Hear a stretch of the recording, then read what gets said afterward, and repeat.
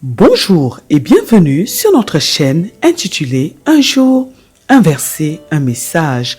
Nous sommes dans notre rubrique Présentation des livres de la Bible. Vous aimez la parole de Dieu? Ce programme est fait pour vous. Je vous présente aujourd'hui le livre de Nombres. Le livre de Nombres est un livre de l'Ancien Testament qui comprend 36 chapitres. L'écriture du livre de Nombres est attribuée au prophète Moïse. Le livre des Nombres tire son nom du commandement donné par le Seigneur à Moïse de dénombrer tous les hommes israélites depuis l'âge de 20 ans et au-dessus, tous ceux d'Israël en état de porter les armes. Nous avons cette référence dans le livre de Nombres, chapitre 1, le verset 3. Moïse dénombre à 2 reprises les Israélites masculins, une fois au mont Sinaï et plus tard dans les plaines de Moab, près de Jéricho. Nous pouvons nous référer au livre de Nombres, chapitre 26.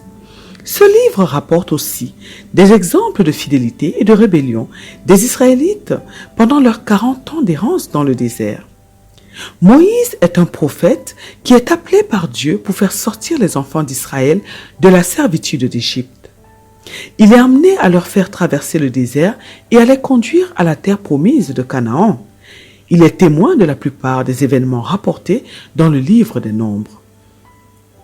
Moïse peut avoir fait appel à d'autres témoins, à des sources écrites ou à la révélation pour les renseignements concernant les événements qu'il n'a pas vus, tels que les interactions entre Balaam et Balak, que nous trouvons dans le livre de Nombres, chapitre 22 à 24. De plus, des rédacteurs et des scribes ultérieurs ont probablement altéré le texte de ce livre, comme l'illustre la remarque explicative qui nous dit que Moïse était un homme fort patient, plus qu'aucun homme sur la face de la terre.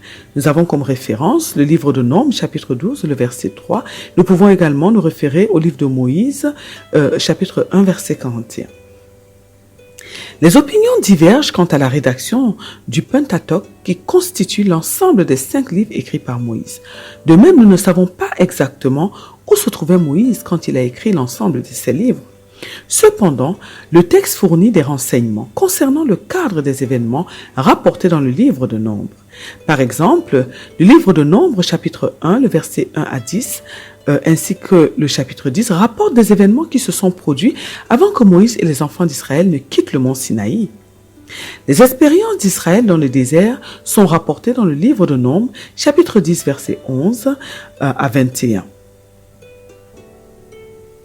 Finalement, Nombres chapitre 22 à 36 rapporte des événements qui se sont produits dans les plaines de Moab, donc à la frontière, la frontière de Canaan, tandis qu'Israël se prépare à entrer dans la terre promise.